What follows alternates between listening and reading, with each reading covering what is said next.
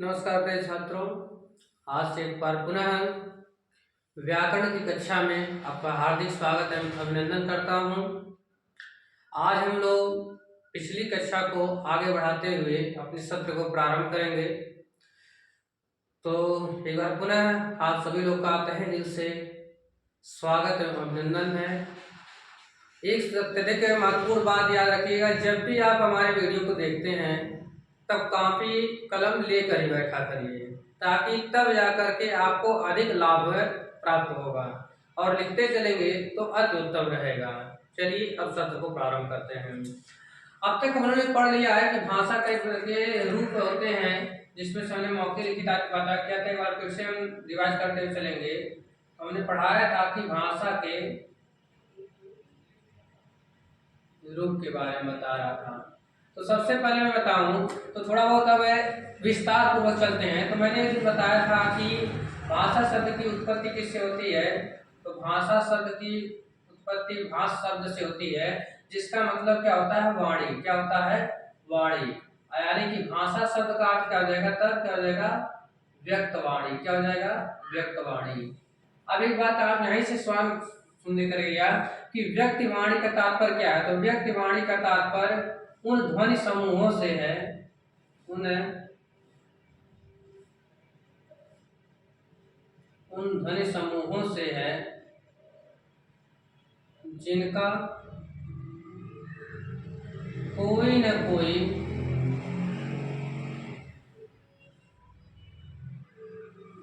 अर्थ अवश्य होता। अर्थ अवश्य होता है। यानी कि कह सकते हैं कि व्यक्तिवाणी मतलब ऐसे इतना होता है कि व्यक्तिवाणी से तात्पर्य उन ध्वनि समूहों से है जिनका कोई न कोई क्या होता है, अर्थ होता है। तो व्यक्तिवाणी जो मैंने बताया था, ये यानी कि वाणी दो प्रकार की हो गई, व्यक्तवाणी और अव्यक्तवाणी। तो व्यक्तवाणी को हम क्या कहते हैं, दूसरे रूपांतर में व्यक्त भाषा, और अव्यक्त वाणी को दूसरी भाषा में क्या कर सकते, दूसरे शब्दों में क्या कर सकते हैं, अव्यक्त भाषा। तो आगे चलते हैं। व्यक्त भाषा को हमें पढ़ना है। तो सबसे पहले बात होती है कि व्यक्त कितने प्रकार करते हैं। तो हम लोग तीन प्रकार से कर सकते हैं। अब विस्तृत पूर्व वाला देखिए, पहला मौखिक शब्द, मौखिक। अब देखिए ये शब्द कैसे बना हुआ है। तो सबसे पहले देखेंगे, मुख में एक प्रत्यय जुड़कर बना हुआ है। क्या बना है, मुख में एक प्रत्यय जुड़कर बना है। अब देखिए प्रत्यय आगे पढ़ाएंगे तो उसमें समझ में आ जाएगा कि मुख में जब एक प्रत्यय जोड़ते हैं तो यहाँ पर आदि वृद्धि का नियम काम करता है। कौन सा नियम काम करता है, कोई पूछ सकते हैं, तो यहाँ पर बताइएगा, आदि वृद्धि का नियम काम करता है। किसका नियम काम करता है, आदि वृद्धि का नियम काम करता है, जिससे मुंह का क्या होता है, मौ हो जाता है, खा भी हो जाता है, तो मौ हो जाता था क्या, मौखिक। और मुख मतलब आप जान रहे हैं, यानी कि मौखिक शब्द का शाब्दिक अर्थ देखा जाए, यानी मौखिक शब्द किसे कहते हैं, नहीं, मौखिक का मतलब क्या है, तो यानी क्या, ऐसी ध्वनि या ऐसा मतलब भाषा का रूप जो क्या हो, जो भाषा के कैसा रूप जो मुख से संबंध हो, जो मुख से संबंधित रखता हो, या जो मुख से संबंधित, जो मुख से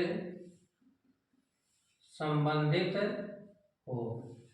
तो यानी कि मौखिक भाषा का तात्पर्य क्या है, जो मुख से संबंधित रखने वाली भाषा है वो हम क्या कहेंगे, मौखिक भाषा कहेंगे। और मौखिक भाषा का ये रूप है, ध्यान दीजिए, मौखिक भाषा प्रकार नहीं है, मैंने कल बताया था, इसमें विस्तृत है। और सबसे पहले जानते हैं कि सबसे पहले देखा जाए तो प्राचीन काल से ही ऋषि मुनियों लोगों ने मुख का ही प्रयोग कर अत्यधिक सुगम रास्ता जाना। यानी कि सबसे पहले जब प्राचीन ऋषि मुनि अपने शिष्यों को, अपने विद्यार्थियों को शिक्षा प्रदान किया करते थे, तो वह सभी लोग लिखने का समय तब चलता नहीं था। इस नाते से उन लोगों ने केवल बोल बोल करके, इसी नाते कहते हैं उसे श्रुति परंपरा भी कहते हैं। कौन सी परंपरा कहते हैं, श्रुति परंपरा। कौन सी परंपरा, श्रुति परंपरा, ठीक है। इस नाते से उस प्राचीन काल में हम श्रुति परंपरा में पढ़ते हैं। इस यानी कह सकते कि मौखिक भाषा का प्रयोग सर्वप्रथम किया जाने लगा था। क्या है, यानी कि सर्वप्रथम भाषा का कौन सा रूप देखा गया था, तो सर्वप्रथम भाषा का रूप यही है। सर्वप्रथम भाषा का रूप कौन सा है, तो मौखिक रूप है। अब सर्वप्रथम भाषा का रूप है, इस नाते से इसे हम आदिम भाषा भी कहते हैं। क्या कहते हैं, आदिम भाषा। क्या कहते हैं, आदिम भाषा। इसी का ये दूसरा नाम आदिम मतलब क्या होता है, आदिम मतलब अवसान उसके बाद है, यानी क्या कह सकते हैं कि प्रारंभिक, यानी कि इसी को दूसरा भाषा में क्या कह सकते हैं, प्रारंभिक भाषा। क्या कह सकते हैं, प्रारंभिक भाषा कह सकते हैं। ठीक है, ये चीज हो गया। अब देखिएगा मुख से संबंधित रखने के कारण से मौखिक भाषा का कहा जाए तो एक अवान्तर भेद की बात की जाए तो देखा जाए मौखिक भाषा कौन कौन सी भाषा है, तो देखिए सबसे पहली बात देखा जाए तो मातृभाषा। जो मातृभाषा है वो मुख से संबंध रखने वाली है। और देखेंगे राजभाषा। राजभाषा भी कहीं न कहीं मुख से बोली जाती है, या कहीं मौखिक भाषा से देखा जाए तो मातृभाषा सबसे सुटेबल बैठता है, सबसे उचित पूर्ण है।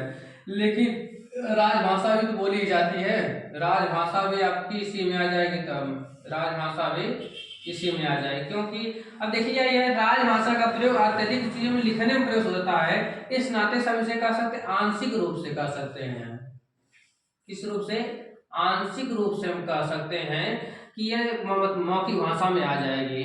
और जो मातृभाषा राजभाषा और राष्ट्रभाषा की होती है वह तो होगी ही होगी, क्योंकि राष्ट्रभाषा क्या बोलने के आधार पर है, तभी जाकर राष्ट्रभाषा घोषित करती है।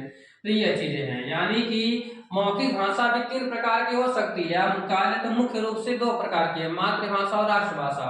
और जो राजभाषा है वह आंशिक रूप से रखा जाएगा, क्योंकि राजभाषा का अत्यधिक संदर्भित कहाँ होता है, लिखने पर जोर दिया जाता है। इस नाते से हम मौखिक भाषा में राजभाषा को आंशिक रूप से रखते हैं। अब देखिए मातृभाषा में देखा जाएगा तो मातृभाषा जो है, यानी कि जन्म से जब मेरी माता, हम सभी लोग की माताएं जो सिखाती जो भाषा होती है उसे मातृभाषा कहते हैं, या कह सकते हैं जिस मातृभूमि पे रह रहे हैं, जिस जगह रह रहे हैं वहां की जो भाषा होगी। मातृभाषा मतलब माता की भाषा नहीं होती है, अब माता जो सिखा रहे वो भाषा नहीं कहा जाता है। मातृभाषा का तात्पर्य यह है कि उस जिस धराधाम पे हमने जन्म लिया है, जिस जगह पर जन्म लिया है, वहां की जो लैंग्वेज है उसको हम क्या कहते हैं, मातृभाषा कहते हैं। राष्ट्रभाषा किसे कहते हैं, तो राष्ट्रभाषा। अब क्या कहा, राष्ट्रभाषा यानी कि ऐसी भाषा जो पूरे राष्ट्र में क्या हो, संचलित हो, वदनित हो, मुखार्जित हो, यानी क्या ऐसी भाषा जो पूरे राष्ट्र की जनता के द्वारा बोला जाए, यानी आधिकारिक जनसंख्या के द्वारा बोले जाने वाली भाषा को हम क्या कहते हैं, राष्ट्रभाषा कहते हैं। एक बात महत्वपूर्ण है यहाँ पर कि देखिएगा जो हमारी हिंदी है उसको देखा जाए तो 2 प्रकार देख सकते हैं। यह तो आपकी एक अघोषित राष्ट्रभाषा, क्या है, अघोषित राष्ट्रभाषा है। और दूसरे पक्ष में देखा जाए तो यह घोषित राजभाषा भी है। क्या है, घोषित राजभाषा है। क्या है, घोषित राजभाषा है, यानी कि जो हमारी हिंदी है वह अघोषित राष्ट्रभाषा है और घोषित रूप में राजभाषा है। तो हिंदी के बारे में महत्वपूर्ण बिंदु है कि हमारी राष्ट्रभाषा क्या है, तो यह अज्ञात है। और दूसरी बात है कि हिंदी हमारी क्या अघोषित राष्ट्रभाषा, मतलब घोषित नहीं है, अघोषित है, मतलब जिसकी उद्घोषणा नहीं की गई है, जिसको अनाउंस नहीं किया गया, जिसको बताया नहीं गया है कि यानी कि हाँ ऐसे मतलब संवैधानिक रूप से जिसको मान्यता प्राप्त नहीं है उसे ये क्या कहते हैं, उस शब्द के लिए प्रयोग होता है अघोषित, यानी जो घोषणा नहीं किया गया, जो उद्घोषित नहीं किया गया है। यानी राष्ट्रभाषा कैसी हमारी, हिंदी कैसी हमारी राष्ट्रभाषा है, अघोषित राष्ट्रभाषा है। हिंदी हमारी क्या है, घोषित राजभाषा है। क्या है, घोषित राजभाषा है। अब इसी के पश्चात आपका आता है दूसरे नंबर पे देखा जाए तो आता है आपका लिखित। क्या आता है, लिखित भाषा आती है। क्या आती है, लिखित भाषा आती है। अब लिखित भाषा को जब ध्यान में रखेंगे तो लिखित शब्द को देखेंगे तो देखिएगा लिखित शब्द जो है यह लिख प्लस इत से मिलकर बना हुआ है। वैसे तो लिखना प्लस इत से मिलकर बना हुआ है, जब यह प्रत्यय जुड़ता तो ना हट जाता है, यह अलग बात है, लेकिन लिख प्लस इत से मिलकर बना हुआ है तो देखेंगे तो लिख शब्द से मिलेगा तो हम क्या, एक ऐसी भाषा का रूप, भाषा का एक ऐसा रूप जो लिखने से संबंधित रखने वाला है उसे हम क्या कहेंगे, लिखित भाषा कहेंगे। यानी कि यह किससे संबंधित रखने वाला है, यह लिखने से संबंधित रखने वाला है, लिखने की विधा से संबंधित लिखने की विधा से संबंधित है। यानी कि लिखित भाषा का तात्पर्य क्या है कि जो ऐसी भाषा का एक ऐसा रूप जो लिखने की विधा से, विधा मतलब जानते हैं तरीका, विधा मतलब क्या होता है तरीका से संबंधित रखता है। अब देखिए लिखित भाषा का प्रयोग क्यों किया गया, एक बात और जान लीजिए कि जब हमारे ऋषि मुनियों ने देखा कि मौखिक भाषा का प्रयोग तो चल ही रहा था, लेकिन समय के गुजरते गुजरते देखेंगे तो एक समय ऐसा आया कि जब व्यक्ति की जो सोचने की क्षमता है, जो याद करने की क्षमता है, वह धीरे धीरे क्या होने लगी, कम होने लगी। यानी कि वह अतिरिक्त तार्किक बातों को ग्रहण करने में असक्षम रह गया, देखने को मिलने लगा। इस कारण से उन्होंने एक युक्ति निकाली और युक्ति का इनाम क्या था, लिखित भाषा था। क्या था, लिखित भाषा था। और उन्होंने यही काम किया कि जैसे जैसे परंपरा चलती है, इस परंपरा को लिपिबद्ध परंपरा में परिवर्तित कर दिया गया, जिससे इसका फायदा यही हुआ, जिससे हमें यह लाभ हुआ कि जो श्रुति परंपरा में जितने भी ज्ञान के भंडार रखे गए थे, जितने भी ज्ञानावली में रखी गई थी, जितने भी ज्ञान रूपी मतलब किताबें थी, उनको लिपिबद्ध कर दिया गया, उनको लिख दिया गया। जो कि पहले क्या थे, केवल बोल बोल कर सुनाते करते थे, बोल कर याद तो लोग कर लेते थे, लेकिन बाद में उसको एक किताब में लिख दिया गया, एक तटस्थ भाव में लिख दिया गया कि हाँ अब यह है सुरक्षित है। और सुरक्षित होने के कारण से कह सकते हैं कि लिखित भाषा का प्रावधान यहीं से शुरू हुआ होगा। इस प्रकार से हम लिखित भाषा के संदर्भ में एक बात और महत्वपूर्ण कर सकते हैं कि लिखित भाषा का प्रावधान या प्रस्तावित कब किया गया था, तो जब ऋषि मुनियों ने स्मृति परंपरा, श्रुति परंपरा को अस्थायी रूप में प्रदान करने के लिए उन्होंने क्या किया गया था, लिखित भाषा का प्रावधान लाया था। और लिखित भाषा का मतलब अंतिम जो इसका कंक्लूजन में बता रहा हूँ, लिखित भाषा का प्रारंभ मौखिक भाषा को संरक्षित करने के लिए किया गया था। किसके लिए किया गया था, तो लिखित भाषा का शुरुआत क्यों किया गया था, तो मौखिक भाषा में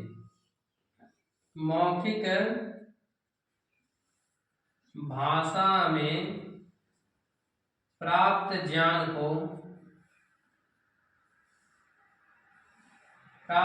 को संरक्षित करने के लिए, किसके लिए, संरक्षित करने के लिए हमने क्या किया, लिखित भाषा का प्रावधान लाया। ठीक, यानी कि हम कह सकते हैं लिखित भाषा का प्रावधान कैसे आया, तो लिखित भाषा का प्रावधान हमें मौखिक भाषा में प्राप्त ज्ञान को संरक्षित करने के लिए आया था।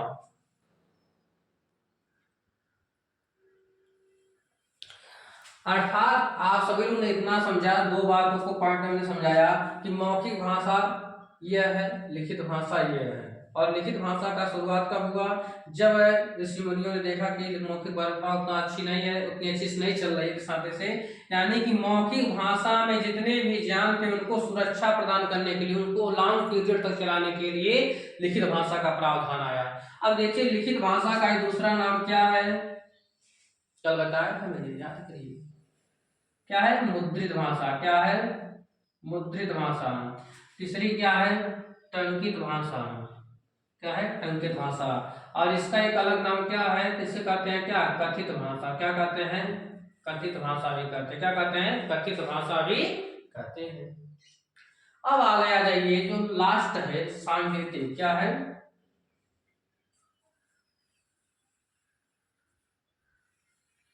सांकेतिक। अब देखिए ये जो शब्द है यह कैसे बना है, तो सम एक प्लस एक से मिलकर बना हुआ है। यानी क्या, के मतलब क्या होता है, चिन्ह। क्या होता है, चिन्ह कह सकते हैं। सम मतलब क्या, यानी कि सम्यक प्रकार से, ठीक ठीक प्रकार से जो चिन्हों से संबंधित रखने वाली है, प्रतीकों से संबंधित रखने वाली जो भाषा है वह क्या होगी, सांकेतिक भाषा का रूप कहलाएगी। यानी सांकेतिक भाषा मतलब क्या कर सकते हो कि सांकेतिक भाषा क्या रखती है, संकेतों से संबंधित है। क्या है, संकेतों से संबंधित है। किससे संबंधित है, संकेतों से संबंधित है। एक बात और जान लीजिए, सांकेतिक भाषा का प्रयोग हर जगह नहीं कर सकते हैं। और सांकेतिक भाषा में ऐसे बहुत पूरे मतलब अपने व्यवहार को संचालित करने के लिए, सभी प्रकार के व्यवहारों को संचालित करने के लिए सांकेतिक भाषा का प्रयोग द्वारा हम नहीं कर सकते हैं। यानी कि सांकेतिक भाषा का प्रयोग करते हुए अपने पूरे जीवन को निर्वाह नहीं कर सकते हैं। हाँ इक्का दुक्का जो चलता है उससे कोई बात नहीं है, क्योंकि भाषा पढ़ रहे हैं तो यहाँ पर जान लीजिए लैंग्वेज के दो ही अप्रोच होते हैं, सब्जेक्टिव और एक ऑब्जेक्टिव। अब सब्जेक्टिव मतलब क्या था, वस्तुनिष्ठ, और ऑब्जेक्टिव मतलब क्या था, आत्मनिष्ठ। अब सब्जेक्टिव मतलब होता है आत्मनिष्ठ और ऑब्जेक्टिव मतलब होता है वस्तुनिष्ठ है। तो हमें सब्जेक्टिव लेकर नहीं चलना रहता, सब्जेक्टिव मतलब यही है कि कह सकते हैं कि हम क्या सोचते हैं, ये कोई मायने रखता है भाषा में। सबके लिए क्या सोचना है, यानी कि सार्वभौम सिद्धांतों को हमें अपनाना है, जो सभी के लिए लागू होता है, कि नहीं हमारे अपने के लिए खुद के लागू होता है। भाषा हो या कोई सब्जेक्ट हो, उसमें सार्वभौम सिद्धांत काम करता है, यानी कि ऐसे सिद्धांत जो सभी चीजों पर लागू होते हैं, जो सभी पूरे नियमों पर लागू होते हैं, उन्हीं को हम भाषा या किसी विषय में स्थान देते हैं। तो सांकेतिक भाषा के प्रयोग द्वारा हम पूरे व्यवहार को नहीं संचालित कर पाते हैं, इस नाते से सांकेतिक भाषा के बारे में ही इतना पढ़ के हम यहाँ छोड़ देते हैं, और इसी के महत्वपूर्ण कर सकते हैं कि सांकेतिक भाषा के द्वारा हम अपने पूरे व्यवहार को संचालित नहीं कर सकते हैं। इस कारण से सांकेतिक भाषा को हम व्याकरण में आगे स्थान नहीं देते हैं। ठीक, इतना समझ में आ गया होगा।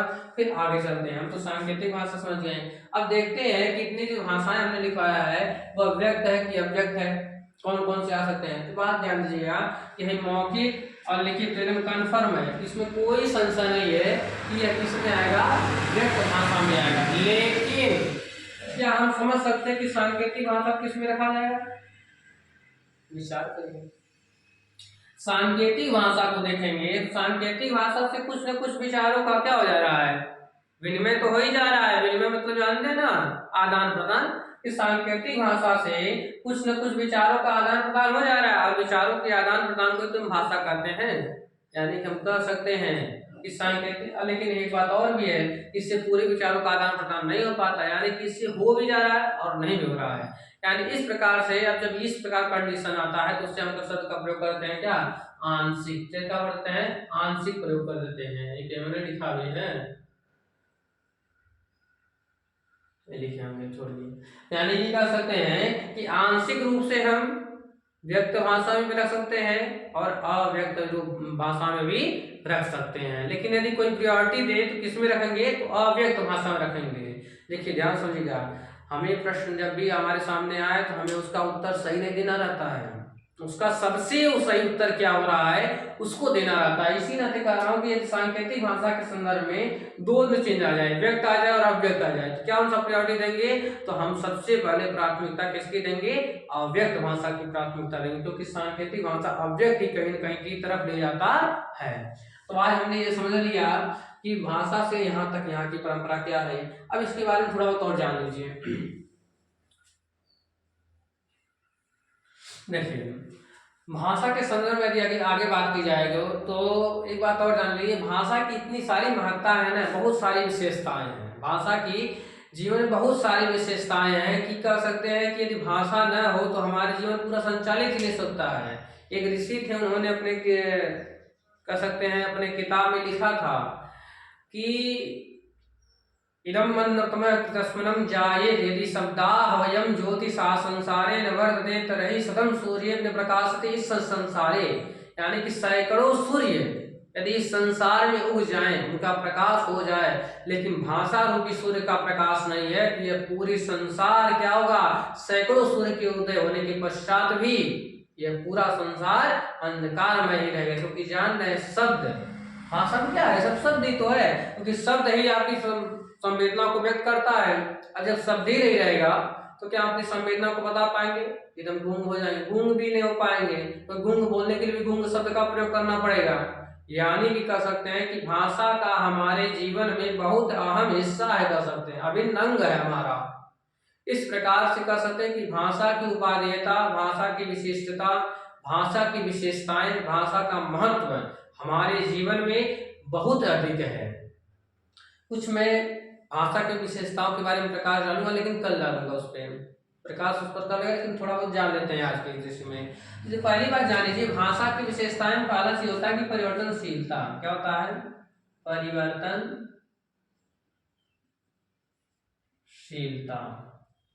क्या है भाषा में, क्या है, परिवर्तनशीलता। अब देखिए बात सबसे पहले जान लीजिए कि सबसे प्राचीनतम भाषा जो है, सबसे प्राचीनतम भाषा क्या है, संस्कृत भाषा है। अब संस्कृत भाषा जो है वह धीरे धीरे चलते हुए समय के साथ साथ साथ चलते हुए उसके रूप उसके स्वरूप दोनों ही बदलते चले गए हैं। और इसी बदलने की प्रक्रिया में ही भाषा ने अपना एक अलग ही पड़ाव मोड़ लाया भाषा के क्षेत्र में। और वही भाषा के क्षेत्र में उसका जो पड़ाव था, वही जो मोड़ था, वही अन्य भाषा का रूप लेने चलता गया।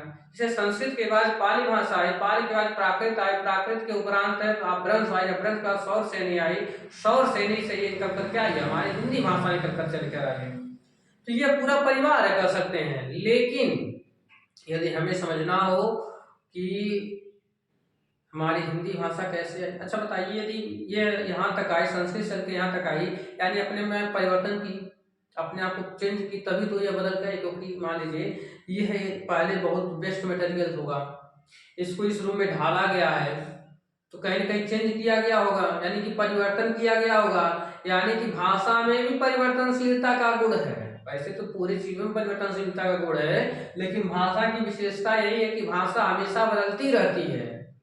अभी आप ही देखिए कि आप यदि पापा के साथ बोल रहे हैं, बात कर रहे हैं, तो आप बड़े सभ्य तरीके से बन जाएंगे। मम्मी से बैठ रहे तो ये सब बने, लेकिन वो जो लहजा है वह बदल जाएगा।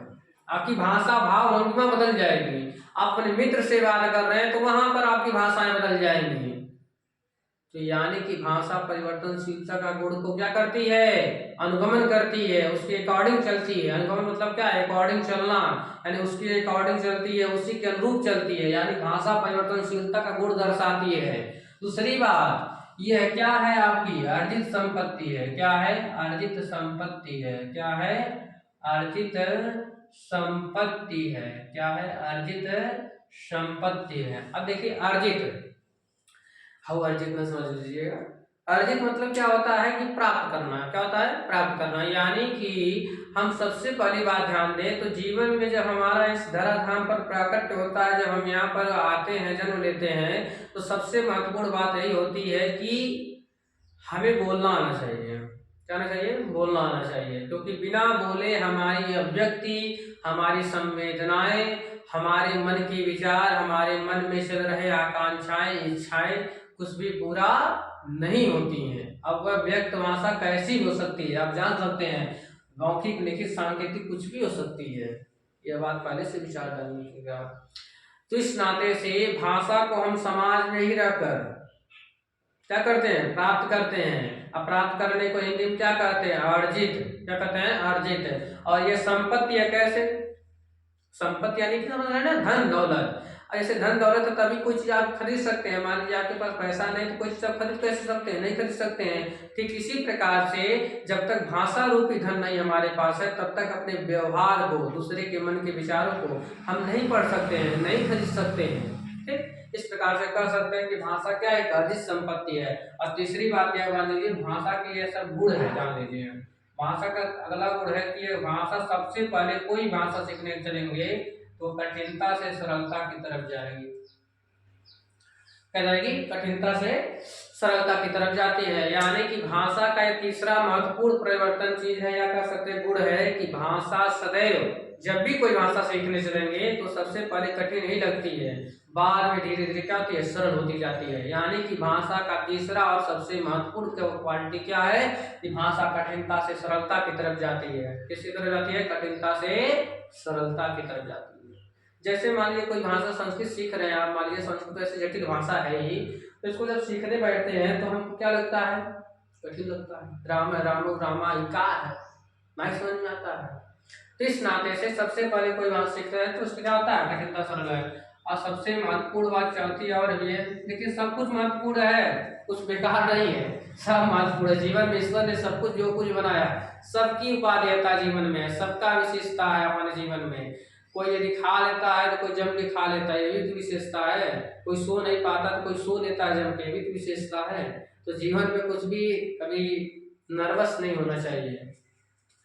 अगला जो है कि एक निश्चित व्याकरण होता है। क्या होता है, निश्चित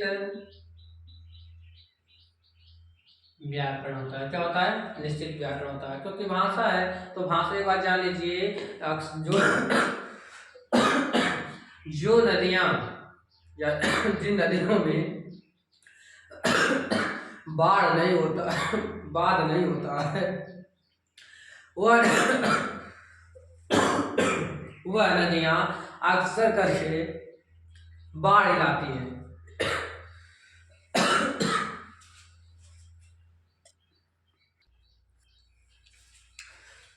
यानी कि जिन नदियों में अक्सर करके बांध नहीं बनाया जाता है, वह नदियां बाढ़ लाती हैं। इस नाते से एक बंधन भी आवश्यक है हमारे जीवन में। तो व्याकरण क्या करता है, भाषा को एक दिशा प्रदान करता है। क्या करता है, दिशा प्रदान करता है कि तुम सही रास्ते पर चलो। तो भाषा का क्या होता है, निश्चित व्याकरण होता है। और पांचवा और अंतिम चीज आज का टॉपिक है कि अंतिम स्वरूप नहीं होता। अंतिम स्वरूप का मतलब समझ सकते हैं ना, कि आज की 100 साल बाद 1000 साल बाद कौन सी भाषा बात बोली जाएगी, यह किसको नहीं पता है, किसी को भी नहीं पता है, यह ज्ञात नहीं है कि आगे आगामी वर्षों में कौन सी भाषा बोली जाएगी। तो आज के लिए बस इतना ही। एक और पूरा रिवाइज करा जाते हैं। भाषा का भाष दाता अर्थ जाता वाणी या व्यक्त वाणी से तात्पर्य क्या हो, ध्वनि समूह से है जिनका कोई न कोई अर्थ होता है। अब ये देखिए, भाषा के 3 प्रकार होते हैं, मौखिक, लिखित और सांकेतिक। मौखिक का तात्पर्य क्या था, मुख प्लस एक से मिलकर बना है। यहाँ आदि का नियम काम करता है। इसका तात्पर्य क्या है, जो मुख से संबंधित हो, यानी सर्वप्रथम भाषा का यह रूप कहलाया था। इसी कारण से इसे कथित भाषा, आदिम भाषा, प्रारंभिक भाषा भी नाम दिया गया है। ये क्या है आपका, अन्य नाम है। क्या है, अन्य नाम है। तीसरी बात इसमें सबसे महत्वपूर्ण है क्या, इसके 3 भेद हैं, मातृभाषा, राजभाषा और राजभाषा। मुख्य रूप से कहा जाए तो केवल ये मातृभाषा और राष्ट्रभाषा है, क्योंकि इसको आंशिक रूप से रखा गया है। तीसरी महत्वपूर्ण बात क्या है, हिंदी। हिंदी हमारी अघोषित राष्ट्रभाषा और घोषित रूप में क्या है, राजभाषा है। और दूसरा प्रकार है लिखित भाषा। लिखित शब्द कैसे बना है, लिख प्लस इस से मिलकर बना हुआ है।